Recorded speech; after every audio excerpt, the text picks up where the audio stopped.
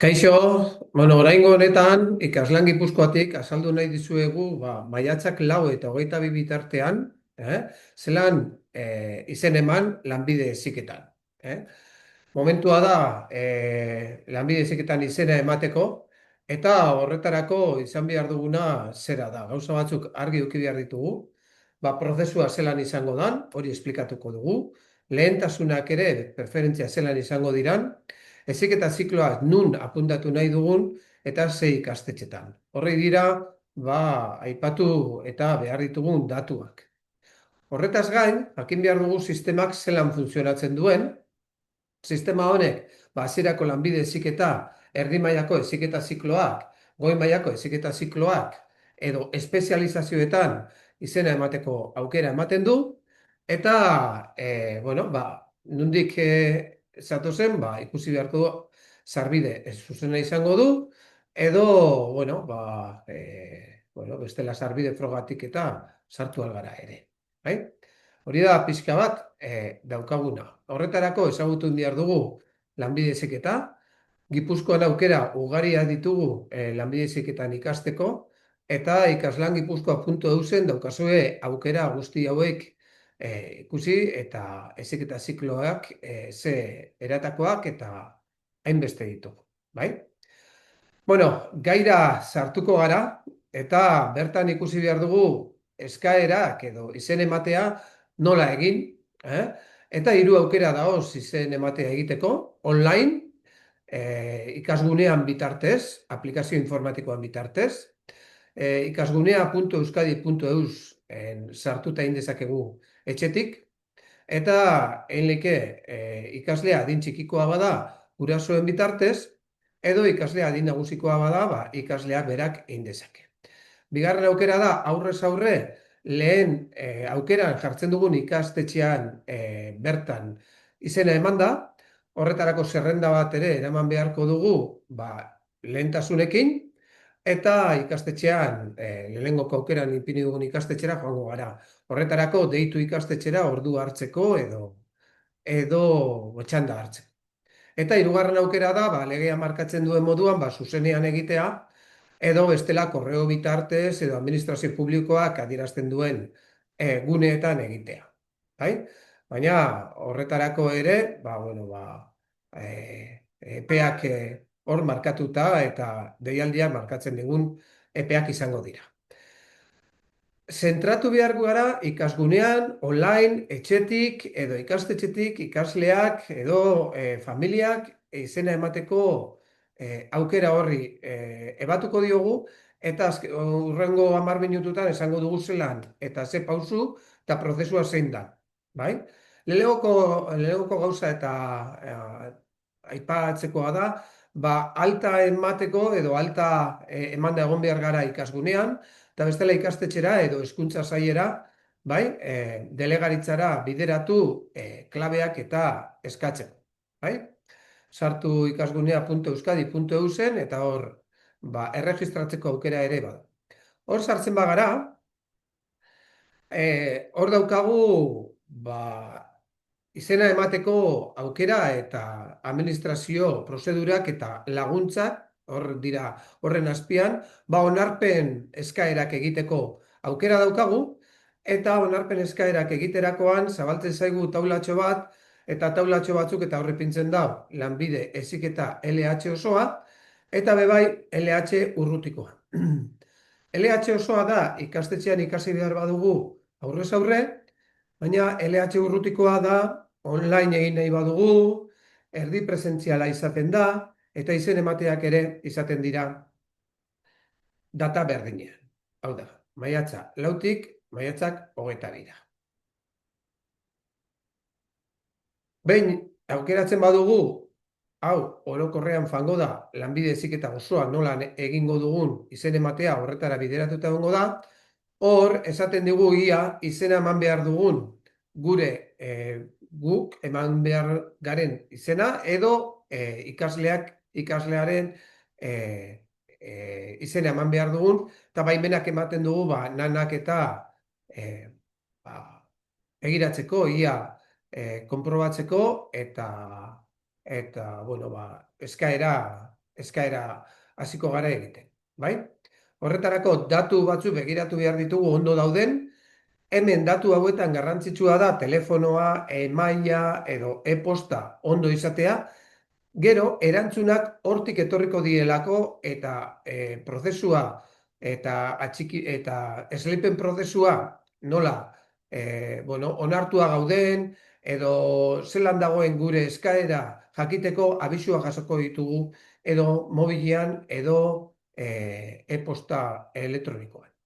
Hor, esan beharra dago, kuadro horretan goian eskubian, izan emateko eskuliburua daukagula, izan emate hau nola egin, ondo egin, eskuliburu zabal bat daukagu informazio guztiekin.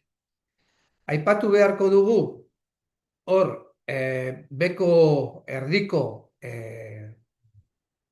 pantalla horretan, erdian, daukagu 3 aukera horrek, aukera horietariko batean, guk ikusten badugu gure burua hor sartzen dela, klikatu egin beharko dugu.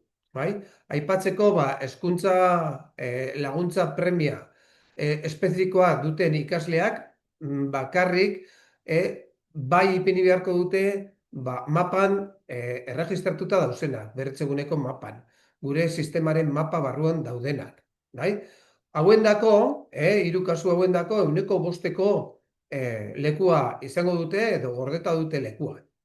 Bebai gordeta dute emakumeentzako 50% talde edo kupo bakoitzian 50%ko kupoa gordeta dago emakumeentzako. Bueno, hau ikusita, ja aurrera jarraitu behar dugu, konprobatu dugu, ematen dugu baiezko moduan 3.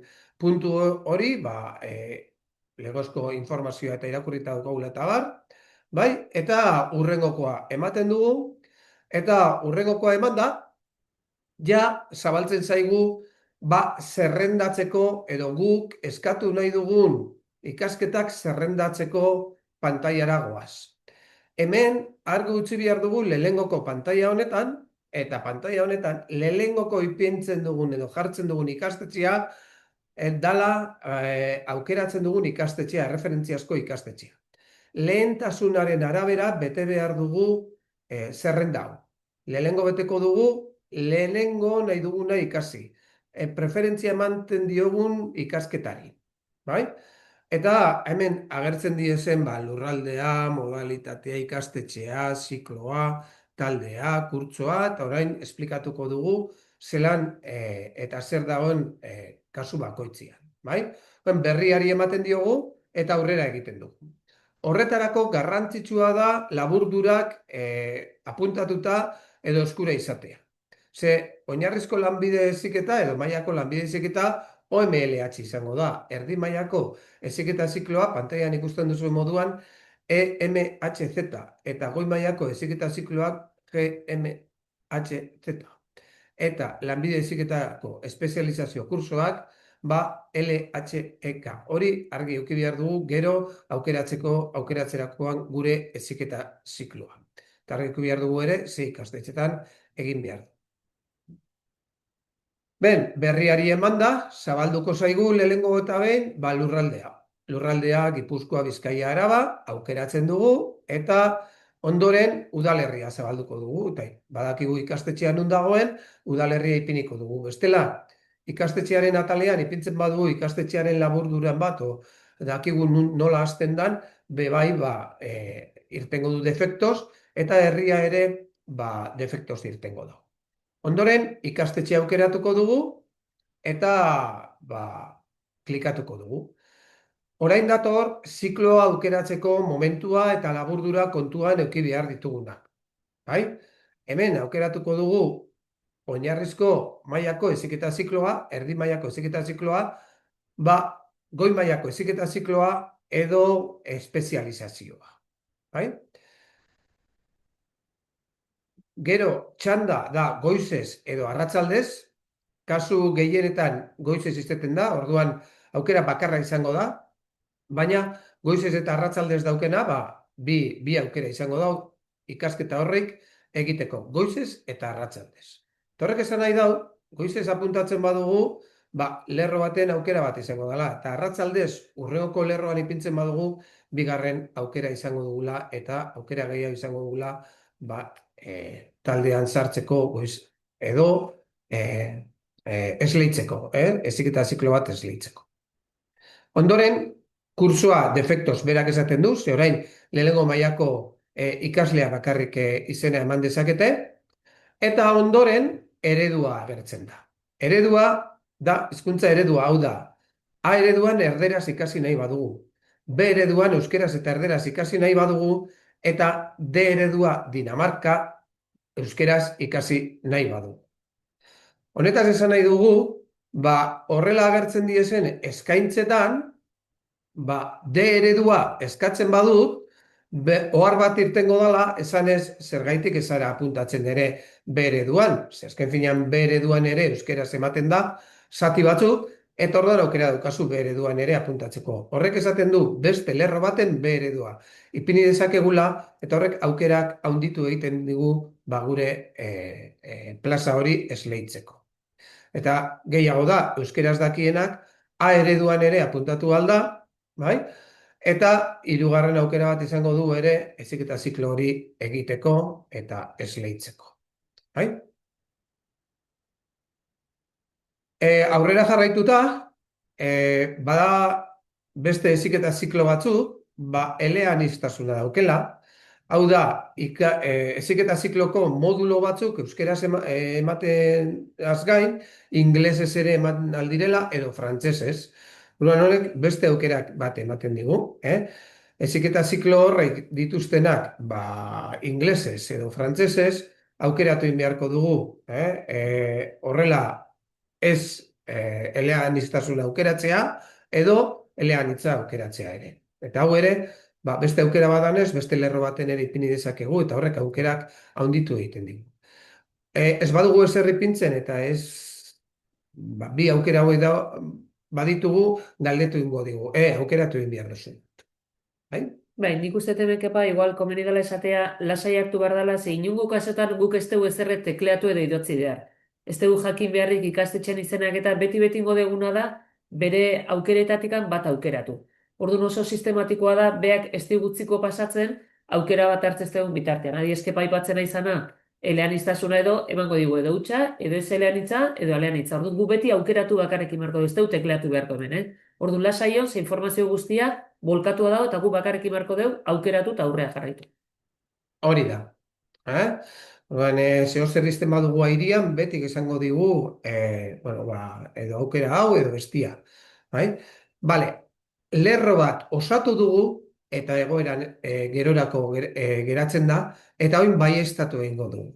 Hor, baieztatu aukera daukagu, eta baieztatu honetan, gordeta edo grabatuta geratuko da. Baina, hurrengoko pausua garrantzitsua da gorderi ematea, ze gorde ez badugu egiten lerro hori ez dugu gordetzen. Eta aplikazio batik irtetzen bara gorde gabe, lerro hori hurrengokoan ere utzik agertuko da. Duen, baieztatu eta gorde. Horrei dira, pausu garrantzitsuenak. Orduen, dana osatuta geratzen danean, pausu hauek geratzen die emanda eta gordeta. Gogoratzen digute ere, aukera bakarra ipini beharrean, 10 aukera edo gehiago ipintzia. Horrek, plaza bat lortzeko aukera handitu egiten digulako. Eta horti bera, txikitu egiten digu plazak lortzearena. Aukera gutxiago. Orduan, guk ere gomendatzen dugu 10 hurbiltzea. Eta hori nola egin lerro bat beteta badaukagu? Lerro bat beteta badaukagu, hor ematen diogu aukerari, edala berriari berriro eman, ematen badugu berriari, osatzen joan gora lerro, nahi ditugun heziketa ziklo beste. Beste familia bateko bat izan, beste ikastetxe batekoa, beste provintzia batekoa, publikoa, pribatuak, matrikula izen ematea da, momentu honetan, bakarra egin behar dugu. Orduan, naiz eta paperean ikastetxe batera joan, lehenengoko aukeran ipini dugun ikastetxe horretara, ba, guk online ere egin behar du bakarrik eskaera bat, eta zerrendatu dezakegu lehentasunaren arabera. Bai? Eta, ba, A ereduan, B ereduan, edo D ereduan ipintzen badugu, eta aukerak ikusten badu programak berak, ba, aukera gehiago emango digula, ba, oharrak ipintzen ditu, kasu honetan, azpiko aldean, eta irakurri, eta kasu egin oharroi, aukerak handitu indugu digulako, ba, gero, onartzerako, esleitzerako orduan, eta guk horrekin, ba, jokatu dezakegulako. Bai? Nik uste hemen igual pixkat rekarkatu behar degula dala pertsona bat, izen emate bat, onarpen prozesuko aukera bat.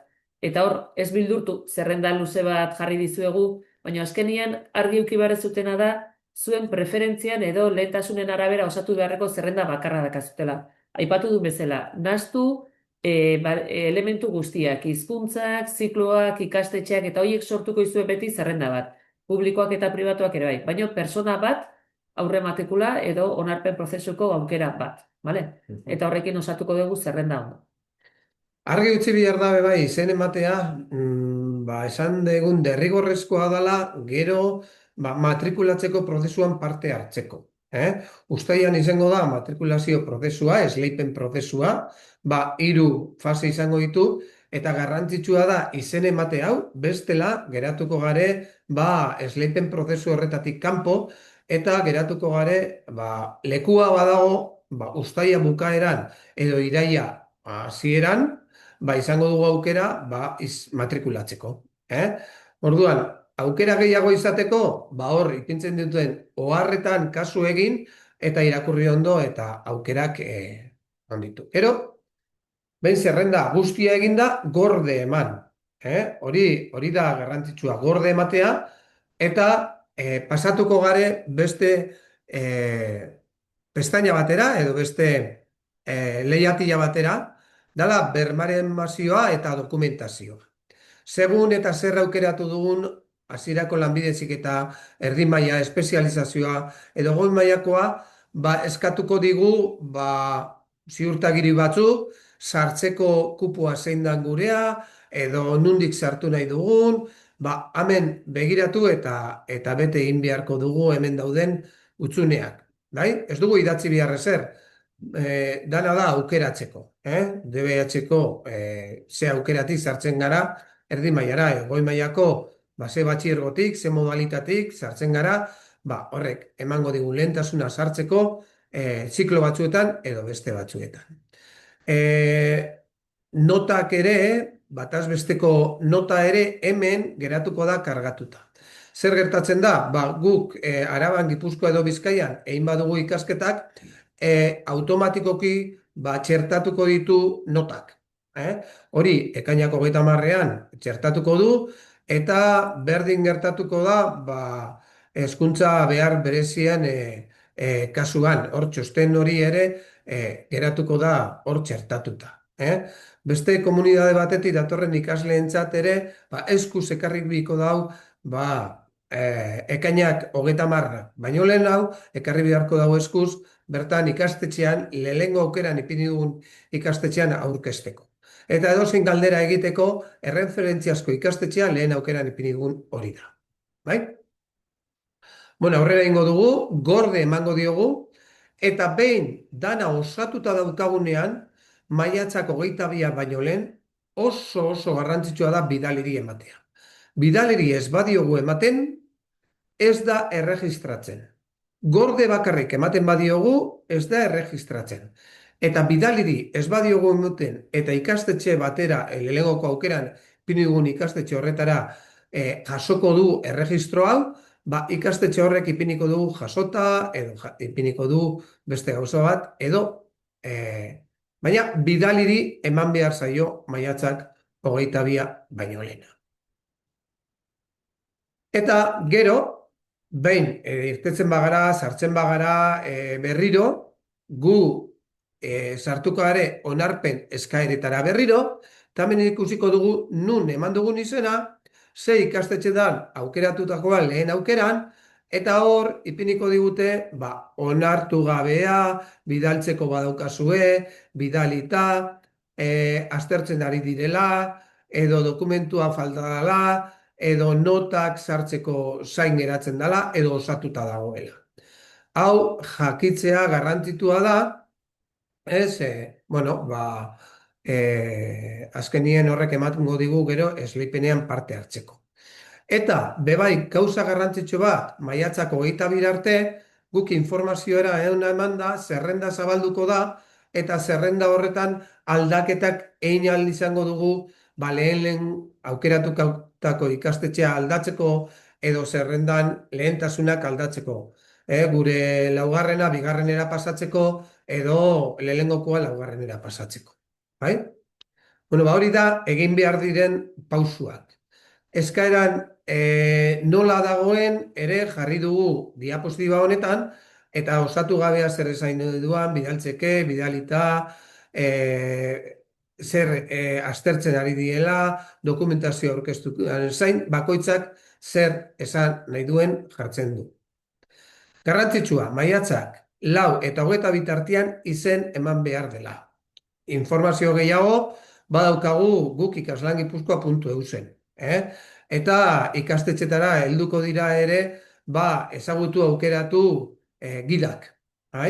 Heziketa zikloa jakiteko zer heziketa ziklo dauden, zer eta nun egin dezakegun, ze ikastetxetan, eta lehentasunak zeintzuk diezen ikastetxe edo heziketa ziklo horrek egiteko. Hau egin da gero, ja, bidalita, ikastetxean sartuta dago eskaera, onartuta dago, hurrengoko pausua da esleipen prozesuari itxoitea. Uztaiak 6an, behin-behineko zerrenda urtengo da. Esleipen prozesua normalean matrikula bezala ezagutzen duguna, izena teknikoa da, baina matrikula prozesua da esleipen prozesua, uztailaren 6tikan hausten dena. Hori da. Eta lehen behin-behineko zerrendak irtengo dira, eta horra gertuko da, ze aukeretan onartua zauden, edo zer hori. Hau, aurrerago esplikatuko dugu beste bideo batean zelan da. Eta uztaila 6an hori ikusita, ondo badago gure izen ematea eta onartua, eta ikusten badugu onartua dagoela, edo beste aukera diferente baten, bebai hori esplikatuko dugu aurrerago.